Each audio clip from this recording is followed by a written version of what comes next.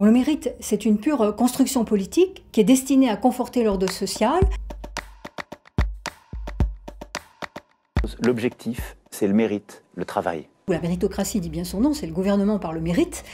C'est une construction politique qui consiste à considérer qu'au fond, celui qui réussit, entre guillemets, c'est parce qu'il a en lui des qualités, il s'est efforcé d'y parvenir, et donc il a une dignité supplémentaire par rapport à celui qui n'a pas réussi parce qu'il serait paresseux. Or, ce genre de considération, à mon avis, est totalement frauduleuse, parce qu'on ne se pose jamais la question de savoir pourquoi quelqu'un peut s'efforcer de faire des choses, et pourquoi une autre personne n'a pas la force de s'efforcer.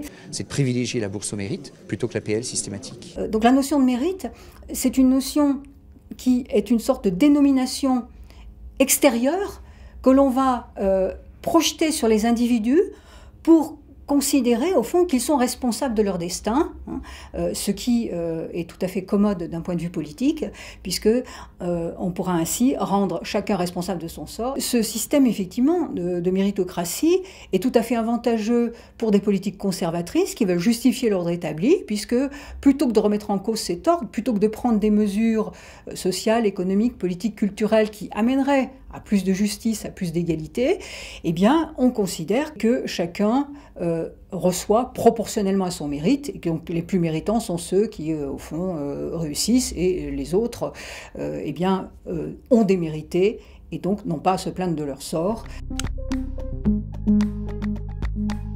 Dans l'idée de transclasse, il y a cette idée des individus ou des groupes qui transitent d'une classe à l'autre. Il n'y a pas de loi universelle. On pense des cas singuliers qui ne sont pas nécessairement à penser comme des exceptions, comme le disait Bourdieu à propos des héritiers qui dilapident leur fortune et qui se déclassent, ou les enfants de classe populaire qui connaissent ce qu'on appelle une ascension sociale. De nombreux transclasses, je pense par exemple à des footballeurs ou des acteurs qui, connaissant un succès fulgurant, se voient très riches, sont en même temps dans une situation parfois très difficile, sont méprisés parce qu'on estime qu'ils n'ont pas de cervelle. Ils doivent apprendre d'autres codes, découvrir d'autres manières de voir, savoir se comporter et s'adapter face à chaque situation. Donc il y a une sorte de flexibilité, de fluidité que le transclasse est obligé d'avoir s'il veut pouvoir être compris dans les différents mondes sociaux.